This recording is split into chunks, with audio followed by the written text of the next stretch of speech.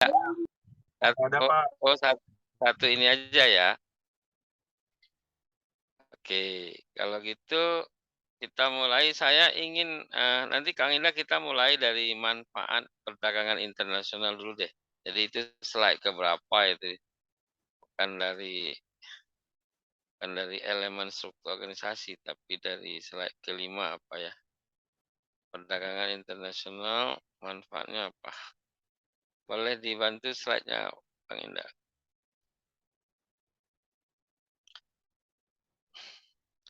Karena, mata kuliah ekspor import dan bisnis manajemen ini masuk dalam ranah internasional trade atau bisnis. Pertama, memperoleh barang dan yang tidak diproduksi di negeri sendiri atau dalam negeri. Sudah jelas ya kenapa itu harus dilakukan. Yang kedua, memperoleh keuntungan dari spesialisasi.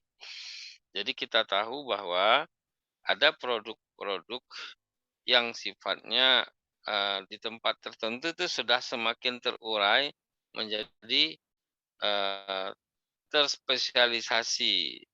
Jadi tidak lagi misalnya eh, harus diurai lagi dengan proses eh, treatment berikutnya, tapi sudah ready for use. Sehingga itu lebih menekan cost.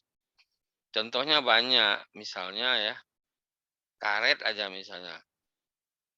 Itu karet itu dari bahan baku itu kalau diurai itu bisa 17 sampai 20 hasil derivasinya ya, termasuk lateks ya, termasuk apa, karet yang masih bersifat sintetik dan sebagainya. Jadi kalau sudah dispesialisasi itu tinggal peruntukannya untuk apa. Yang ketiga untuk memperluas pasar dan menambah keuntungan. Sudah pasti ini sifatnya ekspor ya. Jadi dengan ekspor maka kita bisa menjangkau pasar yang lebih luas. Yang keempat transfer teknologi. Ini yang penting banget sebab kita tahu bahwa suatu bisnis itu baru dianggap atau teruji itu kalau mampu untuk memenuhi permintaan pasar luar. Makanya kalau Anda pernah lihat ya, YouTube ketika Pak Jokowi diwawancari oleh Najwa Shihab dengan keluarganya eh, tentang Gesang dan Gibran, ya mereka kan punya bisnis sendiri-sendiri, ada apa sang pisang, ada catering, tapi bapaknya bilang kalau belum bisa ekspor itu belum teruji gitu katanya. Karena Pak Jokowi sendiri beliau mengekspor furniture ya, mebel ya. Itu bisnis beliau sebelum wali kota Solo. Sekarang kenapa sih terjadi perdagangan internasional? Sebab-sebabnya seperti apa? Mungkin next slide. Pertama, revolusi informasi dan transportasi. Ini eh, ini ICT, communication technology. Jadi sebenarnya ini ICT ini eh, information communication technology itu saya nanti dicek lagi kayaknya bukan transportation tapi ini revolusi ICT, information communication technology. Yang kedua interdependensi kebutuhan. Jadi masing-masing negara itu mempunyai satu kebutuhan yang saling tergantung ya, saling interdependen ya. Seperti misalnya perusahaan di Eropa kan memproduksi mobil Amerika, tapi kan kalau bahannya kan dari karet. Nah, karet itu tidak dihasilkan dari sana, dihasilkan dari negara yang mempunyai perkebunan yang dominan termasuk Indonesia, Malaysia, Thailand. Nah, itu begitu juga Terus ketika kita nyari dia pasti nyari hari lain. nah ini nyari apa nih, nyari karet juga. Kalau misalkan satu Kang Indah bisa. itu saya nggak bisa mute itu. Nah, saya nggak host. Udah lah, tiga aja lah. Kang Indah di mute dulu itu. Saya di host kan. Udah. Nah, jadi interdependensi saling ketergantungan terhadap kebutuhan yang kita tahu bahwa seperti kita misalnya tergantung pada gandum kan, hitam. Ketika kita memproduksi sesuatu, kita juga harus mengimpor dan sebaliknya mereka. Yang ketiga, liberalisasi ekonomi. Nah, sebagaimana kita ketahui bahwa kalau ditanya apakah liberalisasi itu salah, tidak. Tergantung apakah satu pihak saling menguntungkan dengan pihak lain atau saling mendominasi. Tentu saja kalau saling mendominasi itu tidak pada posisi yang menguntungkan. Jadi kalau posisi saling menguntungkan tidak masalah kalau masing-masing membuka pintu gerbang untuk masuk barang-barang dari negara lain. Ini layarnya kenapa hitam? Di situ hitam juga ya, di saya kelihatan itu. Kemudian azas keunggulan komparatif. Ya. Jadi ini ada dua hal yang teman-teman mahasiswa perlu pelajari atau ingat-ingat lagi. Ada keunggulan komparatif, ada keunggulan kompetitif, kan? Jadi itu dua hal yang berbeda ya, komparatif dan kompetitif advantage.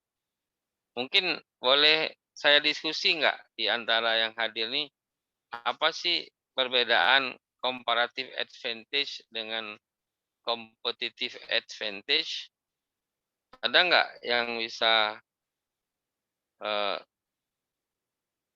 sharing ya, untuk saya mengenal juga dan atau ini aja nih yang baru gabung saat ini nih yang apa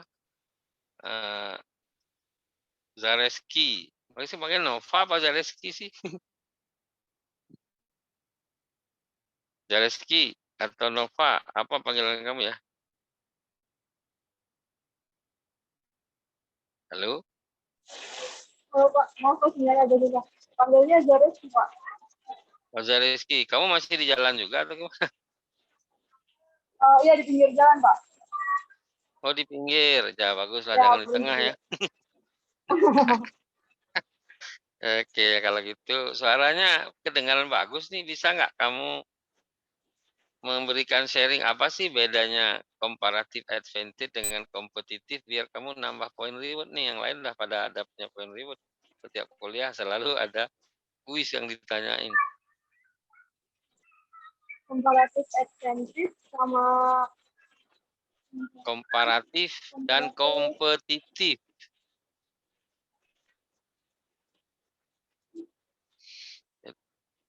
Nah, kalau komparatif itu kan apa?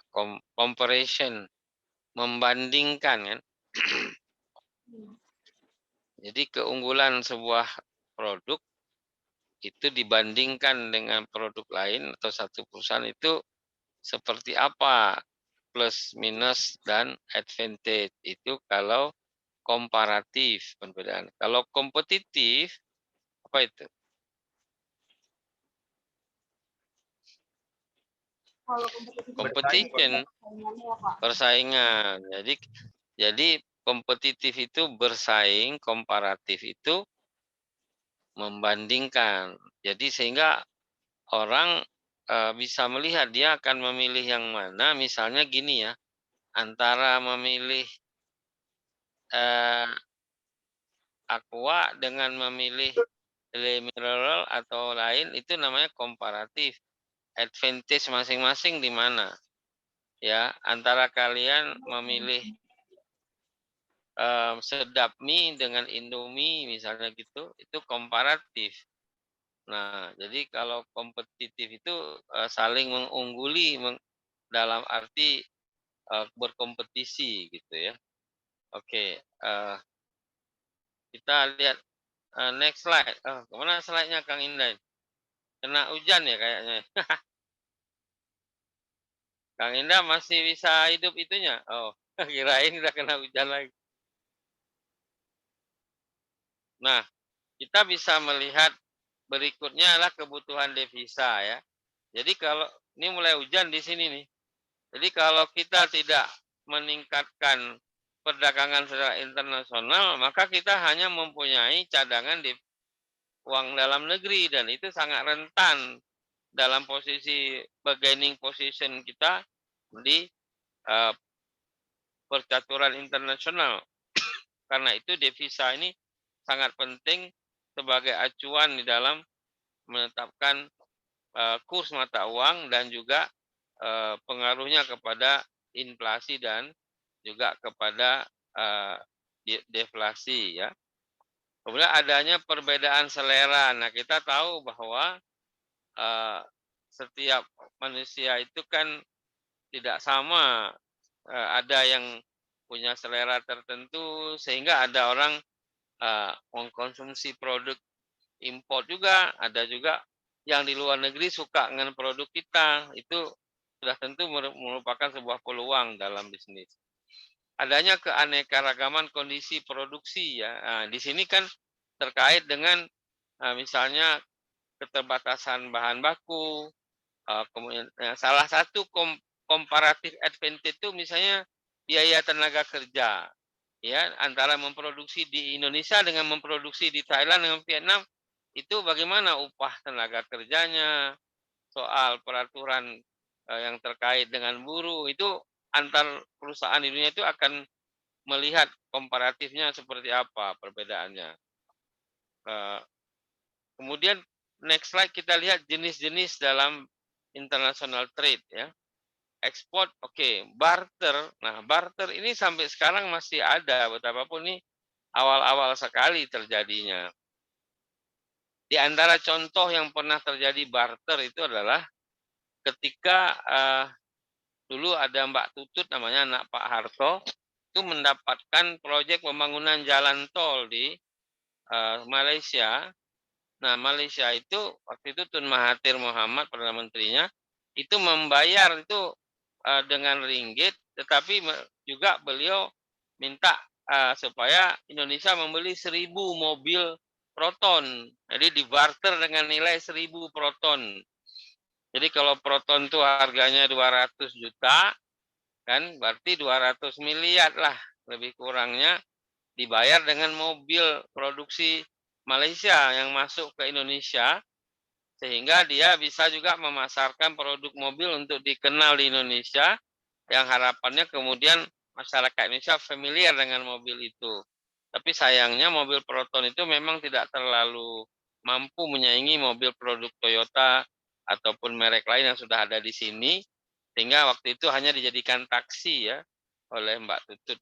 Dan itu tidak kemudian menimbulkan permintaan yang berkelanjutan dari konsumen Indonesia. Karena di Malaysia sendiri tidak semua orang Malaysia mau beli Proton juga kan. Mereka masih suka pada Toyota, Honda, dan lain-lain. Nah, kemudian perdagangan jenis itu ada yang sifatnya consignment ya. Jadi istilahnya dia meletakkan atau mengirim produknya sampai kemudian baru terjadi pembayaran setelah produk itu terjual. Nah, itu banyak sekali juga terjadi di mall-mall ya, di department store itu kebanyakan juga barang-barang bukan dibeli oleh pemilik mall atau department store, bagian juga consignment. Ada juga yang package deal, jadinya pembelian yang sifatnya satu paket, sehingga dia tidak mau terurai satu dengan yang lain. Kenapa? Karena ingin jangan sampai misalnya orang hanya membeli satu satu perangkat dari perangkat lain yang mungkin dibuat sendiri sehingga menyebabkan bagian dari perangkat itu tidak terjual, itu tidak diinginkan oleh antar trader atau antar pelaku bisnis sehingga biasanya ada deal, package deal namanya. Nah, ini ada juga masalah penyelundupan. Nah, ini yang menyebabkan banyak pengusaha yang memperhatikan apakah keamanan pelabuhan-pelabuhan dan lain-lain itu bisa diproteksi nggak oleh kepolisian, kan, oleh TNI segala macam, karena itu mengancam produk luar masuk yang sifatnya tidak bayar pajak dan sebagainya, sehingga bisa dijual murah di pasar. Nah, itu kan merugikan konsumen lain yang menjalankan kewajibannya dalam perpajakan dan berbagai macam kewajiban lain. Yang terakhir, border agreement. Ini untuk negara-negara yang bersifat berbatasan ya dengan satu dengan yang lain, sehingga ada soal-soal yang terkait dengan menekan ongkos yang ditimbulkan karena terlalu dekat, sehingga mobilitas segala macam diusahakan seminimum mungkin menimbulkan kos-kos baru yang akhirnya mendapatkan advantage bagi konsumen. Oke, Kang Indah, boleh dilanjutkan dengan yang di atas atau yang ke bawah, mana yang sebaiknya menjadi lanjutan setelah ini. Silakan Pak Indah yang terusin. Misalnya jenis-jenis organisasi atau bea masuk, silakan.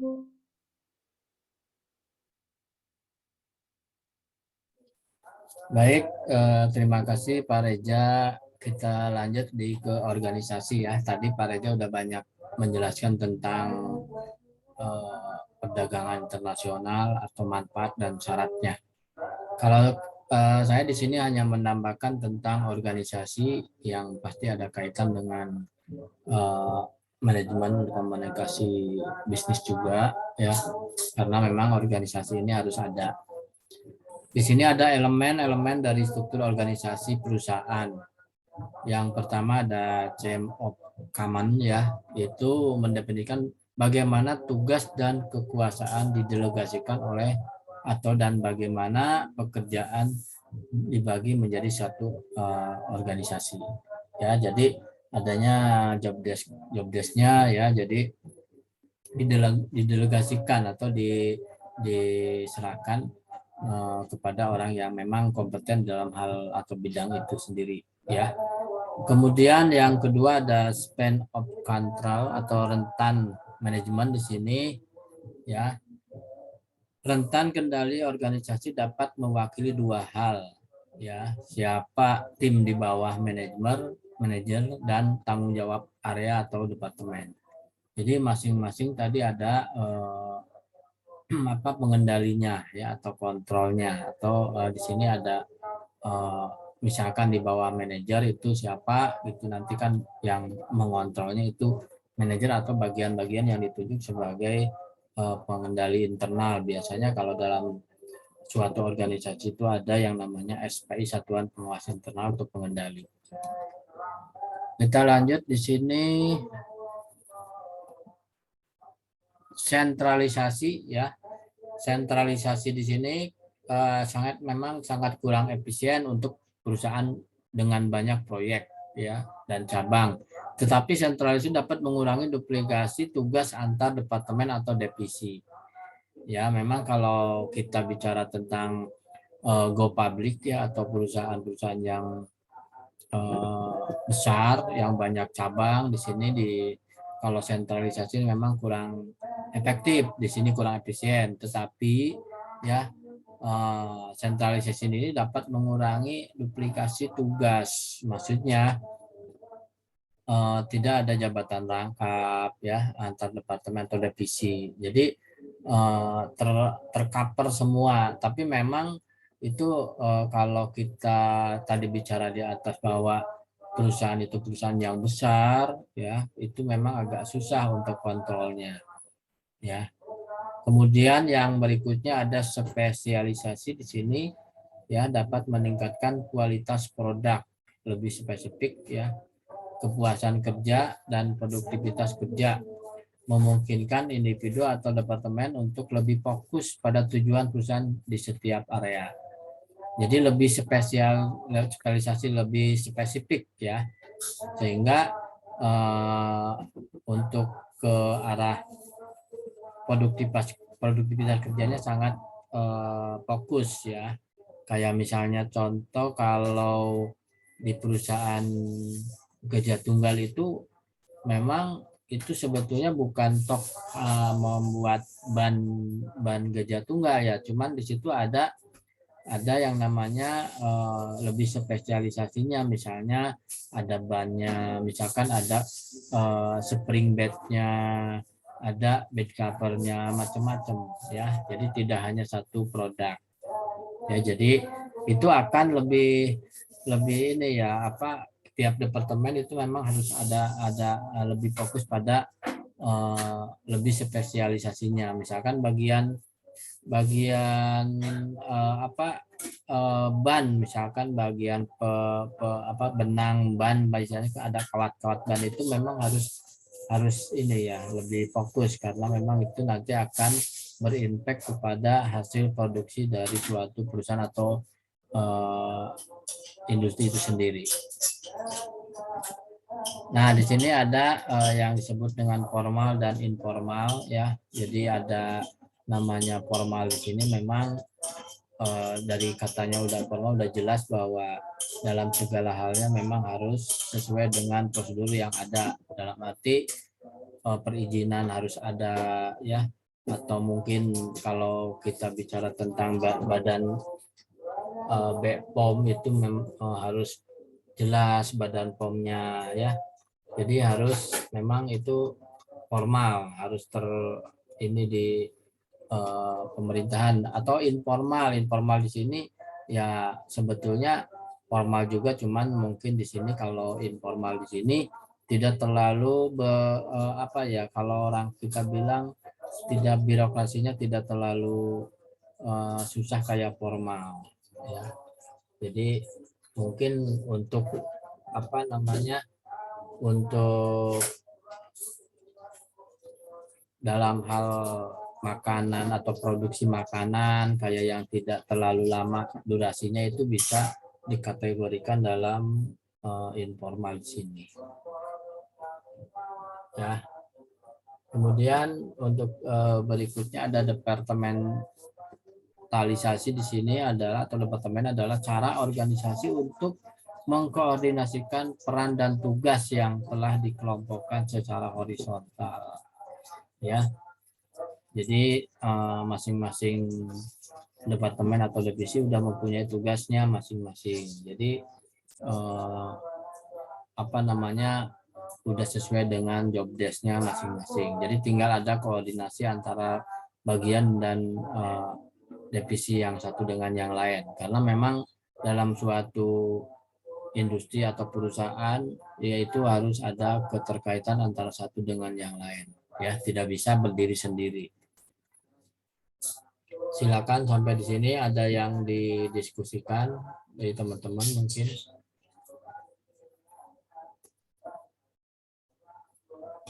Ada yang ditanyakan dulu sebelum dilanjut? Belum ada, Pak. Nah, belum ada, kita lanjut dulu. Di sini ada yang disebut dengan pembagian kerja ya. Pembagian kerja di sini bahwa ada yang disebut dengan hierarki ya. Mungkin ada yang tahu hierarki itu apa? Ya. Jadi pembagian kerja di sini yang pertama hierarki, ada garis wewenang yang tidak terputus dari atas struktur organisasi ke bawah. Jadi dari atas sampai bawahnya tidak terputus, maksudnya itu ada hierarkinya ya. Jadi garis kompetensi ini menggambarkan hubungan ya antara tanggung jawab pelapor dan orang yang menerima laporan. Jadi antara misalkan bawahan melapor ke atasan ya, itu jelas hierarkinya dari atas ke bawah ya. Kemudian yang kedua ada yang disebut dengan koordinasi ya. Jadi maksudnya kalau di koordinasi di sini, kalau misalkan untuk mencapai suatu tujuan perusahaan ya secara efektif dan efisien, itu si perusahaan itu perlu menyatukan dan menyesuaikan tujuan dan aktivitas kerja masing-masing divisi dan atau masing-masing bagian ya. Jadi harus jelas itunya apa namanya, tujuan perusahaannya harus jelas ya, ada koordinasi antara satu bagian dengan bagian yang lainnya ya, itu adalah koordinasi. Jadi misalkan bagian keuangan dengan bagian purchasing atau pembelian itu harus ada koordinasi, pasti harus ada, tidak mungkin tidak ada, termasuk bagian gudang atau bagian HRD ya. Kemudian berikutnya ada yang disebut dengan, di sini ada jenis-jenis struktur organisasi ya. Jadi ada jenis struktur organisasi perusahaan. Yang pertama ada struktur fungsional ya. Jadi kalau di fungsional di sini biasanya sering digunakan oleh sebagian besar usaha kecil dan menengah ya. Jadi kalau fungsional di sini biasanya digunakan untuk perusahaan yang SDM-nya terbatas. Jadi kelas menengah dan kelas bawah lah atau kecil. Ya. Karena apa? Karena dalam struktur organisasi fungsional di sini tidak banyak memerlukan karyawan. Ya. Makanya tidak perlu banyak karyawan. Ya. Jadi misalnya gini, misalkan ada perusahaan kecil home industry itu yang punya misalkan bapaknya, kemudian bagian pembelian itu anaknya, bagian sekretaris atau bendahara itu istrinya. Nah itu yang bisa ditangani dengan apa ya, dengan organ atau dengan personal yang terbatas ya. Kemudian yang kedua ada yang disebut dengan struktur divisi atau multidivisi ya. Nah, ini lain dengan yang tadi fungsional. Kalau di struktur divisi di sini perusahaan biasanya menggunakan struktur ini untuk perusahaan-perusahaan besar yang memiliki banyak produk ya. Baik banyak wilayah atau mengerjakan banyak proyek ya dengan tim yang terpisah. Maksudnya kalau suatu perusahaan itu udah perusahaan menjadi suatu perusahaan go public, punya cabang yang banyak atau produk yang banyak, itu biasanya struktur menggunakan struktur divisi atau multi divisi. Dari sini udah jelas bahwa ada divisi A, divisi B ya. Biasanya kalau dalam perusahaan itu misalkan ada manajer, ada di bawahnya manajer keuangan atau divisi keuangan, ada manajer SDM, ada manajer produksi, ada manajer pembelian, ada manajer akuntansi. Ya itu biasanya perusahaan-perusahaan besar udah ada pemisahan fungsi, sudah jelas masing-masing karyawannya memang banyak. Ada mungkin kalau perusahaannya tambah besar bisa jadi ada multi divisi tadi ya. Jadi bisa aja manajer A membawahi ada lagi manajer bagian akuntansi dan bagian keuangan misalkan ya. Karena beda, yang namanya megang uang itu tidak boleh satu orang. Jadi ada bagian yang mencatat, ada bagian yang memegang uang. Kenapa harus ada pemisahan? Karena itu sebagai pengendalian ya. Kalau tidak begitu akan rentan sekali dengan yang namanya KKN atau kolusi korupsi dan nepotisme. Apalagi makanya kalau mungkin teman-teman sering dengar kalau yang namanya dalam suatu perusahaan tidak boleh ada yang namanya suami istri satu perusahaan atau satu divisi. Ya. Kalau memang itu terjadi biasanya dipindah, yang satu ke cabang, yang satu di pusat gitu ya. Karena apa? Itu menghindari dari atau sebagai pengendalian ya. Terlepas antara orang itu jujur dan enggak, tapi itu suatu apa ya, mekanisme yang memang yang dilakukan oleh perusahaan supaya tidak terjadi sesuatu yang tidak diharapkan ya. Karena yang namanya manusia itu banyak godaan ya, apalagi yang berkaitan dengan rupiah itu biasanya orang godaannya lebih banyak gitu. Makanya kenapa kalau ada perbedaan, ada pertanyaan begini, kok kalau di bank dengan di perusahaan gajinya lebih besar di bank, atau di bank BI dengan di bank Mandiri beda. Nah, itu karena tanggung jawab dan resikonya beda, ya. Itu salah satu contoh yang sederhana. Kemudian yang berikutnya yaitu ada struktur platarsi. Ya, platarsi di sini ya banyak digunakan oleh perusahaan-perusahaan yang baru membuka perusahaan, ya. Jadi maksudnya dalam struktur ini mengeneralisasikan setiap bagian atau hierarki dan kekuasaan serta memberikan banyak hak dan kewajiban kepada karyawan. Ya, jadi kalau biasanya kalau perusahaan itu baru berdiri atau baru buka, maka menggunakanlah struktur platarsi di sini, ya. Maksudnya yang memang dalam hal ini masih baru, ya, dalam arti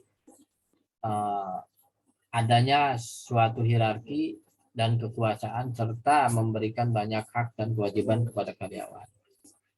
Ya, sebetulnya di sini ada lagi struktur matriks. Ya, ini belum ke edit. Ada struktur matriks, ada struktur proyek, atau ada struktur hibrid, ya. Tapi yang lebih penting yang 3 ini, karena yang lainnya hanya mendukung, ya. Jadi tadi ada struktur fungsional yang mungkin lebih simpel strukturnya, ya, karena itu sedikit karyawannya. Tapi kalau udah mulai besar masuk ke struktur divisi, itu akan lebih rumit. Kadang-kadang satu divisi dengan divisi lain itu nggak kenal bawahannya, Kak. Misalkan karyawan staf bagian produksi dengan bagian SDM itu tidak saling kenal karena saling besarnya perusahaan itu, ya. Jadi itu ada kebaikan dan keburukannya memang, ya. Kebaikannya memang itu bekerja sesuai dengan job desk-nya masing-masing. Jadi misalnya divisi atau manajer keuangan itu mempunyai staf A, B, C, D misalnya. Nah, yang si A, B, C, D itu hanya bertanggung jawab sama divisi keuangan di atasnya, tidak bisa bertanggung jawab sama yang lainnya, dan tidak bisa menerima perintah dari divisi yang lain, gitu. Itu kebaikannya di struktur divisi dan multi divisi, ya. Jadi bagian keuangan ya bagian keuangan, itu bawahannya bagian keuangan, ya. Tapi kalau misalkan struktur patarci di sini karena baru, kadang-kadang ya kalau memang ada bagian yang staf yang masih belum sibuk, bisa didayakan atau didaya gunakan untuk bagian pembelian atau bagian promosi atau bagian keuangan, gitu, ya. Jadi itu beda dan kebaikan dan keburukannya. Tadi yang struktur divisi, keburukannya memang tadi tidak saling mengenal. Kadang-kadang dalam suatu perusahaan, kayak contoh saya pernah lewat ke daerah Serang itu waktu saya mau ke kampus Banten Jaya, itu ada tawuran antar pekerja.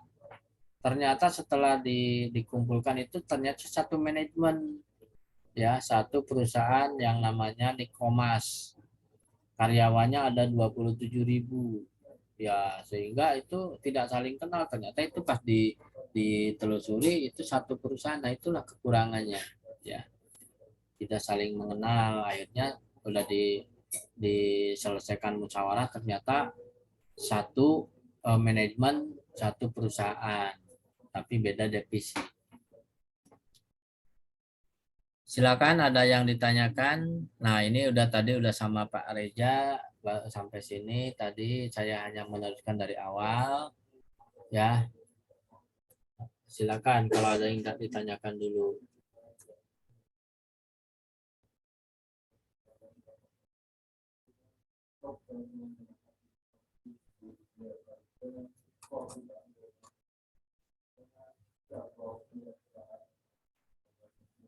Mana suaranya? 14 orang tidak ada suaranya. Apa nih? Tugas kuliah katanya itu dari siapa nih? Dari Pak Reja. Tugas kuliah explore model bisnis internasional. Coba teman-teman ditulis atau dibaca. Tugas kuliah explore model bisnis internasional yang bersifat barter. 2. Pilih 2 produk kemudahan kemudian mungkin diberi ilustrasi terkait comparative expenses dan competitive expenses. Ya, dikumpulkan dalam satu email ketua kelas, baru kemudian di email ke satu file pada email Pak Reja tekusaureja@gmail.com.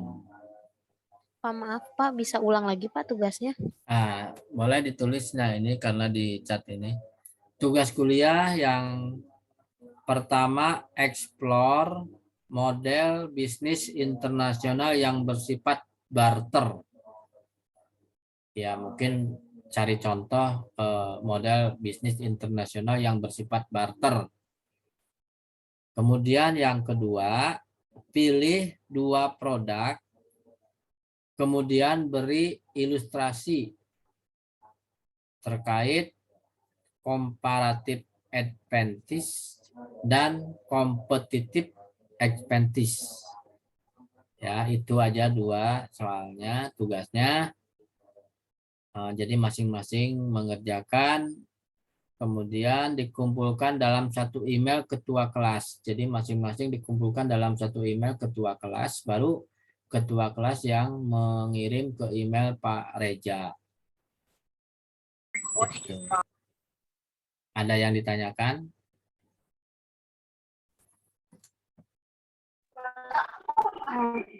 Kalau Kenapa?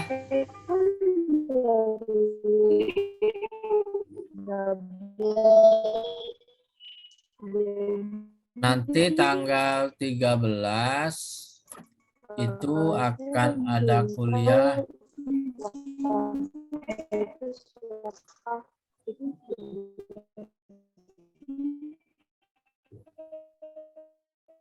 Sekarang Ya. baru gabung, jadi saya belum tahu untuk ketua kelasnya itu siapa. Jadi kumpulinnya ke siapa ya Pak? Maaf. Apanya? Apanya? Kumpulinnya nanti ke Ah. Angel namanya. Jadi diulangi, tugas dikerjakan, dikumpulkan pada ketua kelas di satu folder, satu email ketua kelas, baru ketua kelas yang email ke Pak Reja. Ya, jadi tadi ketua kelasnya katanya Angel, jadi teman-teman dikumpulkan di email di Angel yang email ke Pak Reja. Jadi dalam emailnya Angel itu banyak tugas dari teman-teman. Nanti tanggal 13 di sini ya akan kuliah luring. Ya. Jadi akan kuliah luring tanggal 13. Nah, kalau bisa sebelum tanggal 13 itu sudah terkumpul yang namanya tugas. Jadi luring itu, pas luring itu Pak Reja udah ada koreksian atau ada bahan untuk nanti disampaikan ke teman-teman. Silakan, ada yang ditanyakan sampai di sini. Kita sampai jam berapa? Sampai jam 7 aja. Ada 2 menit 3 di nomor di jam saya ada 3 menit lagi. Silakan yang ditanyakan. Ada yang ditanyakan, silakan. Nah, jadi nanti tolong Angel, nanti tugasnya kali ada teman-teman di sini, ada berapa orang sih sebetulnya mahasiswanya? Angel atau siapa, ada berapa orang? Jadi tolong nanti ketua kelasnya nanti ngasih tahu ke teman-teman yang hari ini tidak bisa hadir karena perjalanan atau karena kerja atau karena lembur atau karena sesuatu hal, tolong diingatkan tugasnya. Ya, mekanismenya kayak apa dikasih tahu. Jangan sampai ada bahasa saya tidak tahu tugasnya. Nah, itu kan ya ada ketua kelas atau yang lain, yang sekretaris atau bendahara yang ngasih tahu. Silakan ada yang Pak, tanyakan. Ah, berarti kenapa? tugas ini sebelum luring udah harus dikumpulkan ke Angel gitu ya Pak? Iya, betul. Yang Ya, tugas pertama dan keduanya ya Pak? ya, kan ada 1 minggu lah cukup. Ya, Hmm. jadi itu kumpulkan. Ditulis tangan saja, tidak usah susah-susah. Tulis tangan aja Pak. Sorry Pak, gimana Pak? Ya kalau mau ditulis tangan boleh, mau diketik juga nggak lebih bagus. Kalau Oke, baik. kalau saya sih sepakatnya memang harusnya tulis tangan biar kalau yang namanya diketik bisa aja copy paste jadi nggak baca kita. Kalau ditulis tangan kan minimal baca. Nah itu. Silakan ada yang lain yang ditanyakan. Kalau tugas yang dikirim ke SSO itu apa, Pak? Review aja atau nama aja, Pak? Yang mana? SSO. Yang di SSO Iya, itu Pak, SSO. ya kalau bisa Mas diupload di tugas di SSO lebih bagus. Jadi kan itu akan terkontrol lebih ini detail siapa yang masuk siapa yang enggak. Yang langsung ke Pareja juga nggak apa-apa, istilahnya sama aja itu akan tercover dalam tugas beliau. Jadi istilahnya bisa langsung kalau bisa lah kalau saya masukin ke SSO terus dikirimkan ke Pareja juga akan lebih aman. Jadi 2 kali ya Pak? Ya. Jadi 2 kali ya, Pak? Ya gitu. Diupload juga kirim ke gitu. ketua kelas juga gitu ya? Ya khawatirnya Pareja nggak buka email, kita udah punya bukti udah ada di SSO. Nanti saya yang melaporkan dari SSO saya nanti. Siapa aja yang betul, siapa aja yang udah masuk tugasnya kan gitu. Kadang-kadang kan Pareja nggak buka SSO. Ya, Pak. Terima kasih, Pak. Ya itu aja paling dari saya tambahannya. Kalau ada yang ditanyakan bisa di grup. Nanti materi bisa saya ini grupnya namanya apa ya? Ada tadi. Nanti saya tugas apa namanya tadi materi akan saya share di grup biar teman-teman yang baru datang atau tidak sempat mendengarkan bisa baca-baca ya. Baik Pak, terima kasih Pak. Oke gitu aja dari saya, ditutup dengan doa, silakan di doa penutup Natalia. Ya terima kasih Pak untuk hari ini materinya. Mari teman-teman kita akan menutup pelajaran hari ini. Mari kita bersatu berdoa menurut kepercayaan dan agamanya masing-masing. Berdoa dimulai.